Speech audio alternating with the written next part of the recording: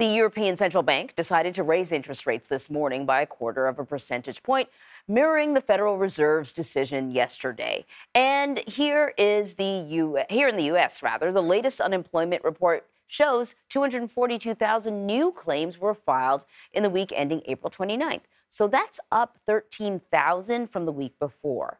The 4-week moving average is up only slightly, signaling that workers have some job security despite the economic concerns that we're seeing.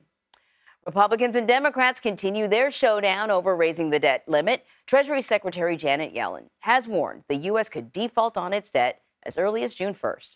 CBS News congressional correspondent Nikole Killion is following all of this from Capitol Hill for us. So what can we expect from the hearing today?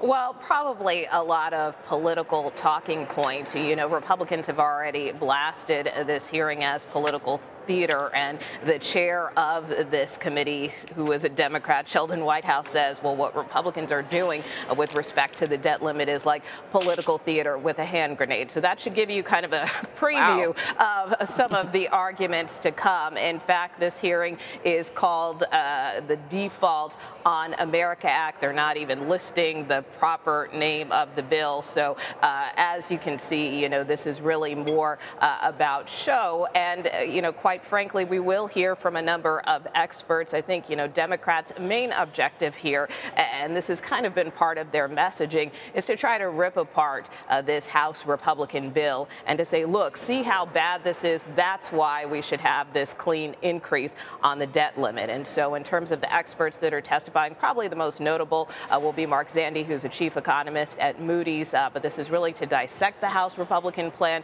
talk about some of the impacts. Democrats have warned all the cuts that Republicans are proposing could hurt a number of programs, whether you're talking about, you know, education, you know, veterans care. You know, Republicans kind of push back against that and say that's not the case. But again, you can expect a lot of political finger pointing back and forth, I think, this morning. So, Nikole, you know, Kevin McCarthy sort of presented this bill as like an opening to a conversation. At least we did something, was basically his assertion. And meanwhile, the White House says, listen, there's no opening, there's no negotiation. The debt ceiling is too important. We have to raise it. Is there at all any clear middle ground between Republicans and Democrats?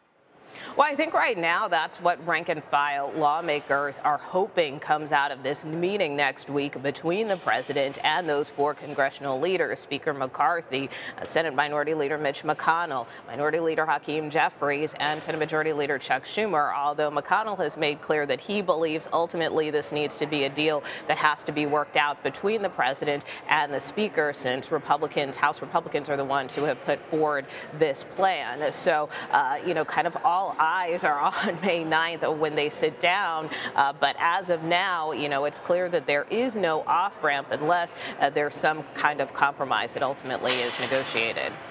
2 senators who were sort of pivotal in the previous incarnation of Capitol Hill, Senators Manchin and Sinema. We're hearing about them again. They are aligning themselves with Republicans in this debt debate. It's sort of that's not particularly surprising. How crucial of a role do they play when it comes to reaching a bipartisan deal?